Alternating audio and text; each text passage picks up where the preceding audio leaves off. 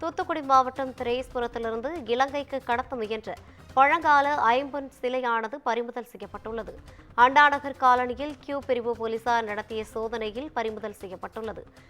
இதுகுறித்தான கூடுதல் விவரங்களோடு இணைகிறார் நமது செய்தியாளர் மணிகண்டன்.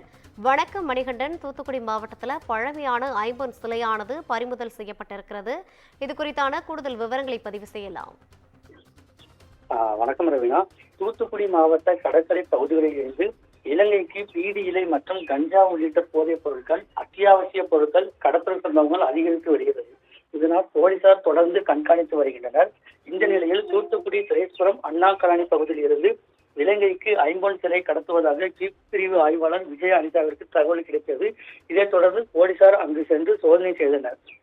அப்போது இலங்கைக்கு கடத்துவதற்காக பதுக்கி வைக்கப்பட்டிருந்த பழமையான ஐம்பொன் சிலையை ஏரல் அருகே உள்ள கொற்கையைச் சேர்ந்த அந்தோனிராஜ் மற்றும் ஏரல் அருகே உள்ள கொட்டாரக்குறிச்சியைச் சேர்ந்த பாலமுருகன் ஆகியோர் வைத்திருந்தது தெரிய வந்தது.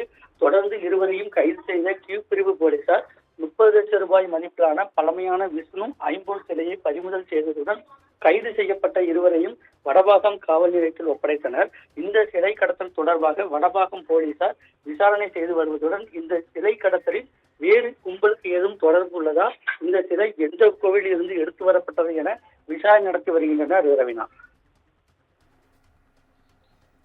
கூடுதல் விவரங்களை வழங்கியமைக்காக நன்றி மணிகண்டன்.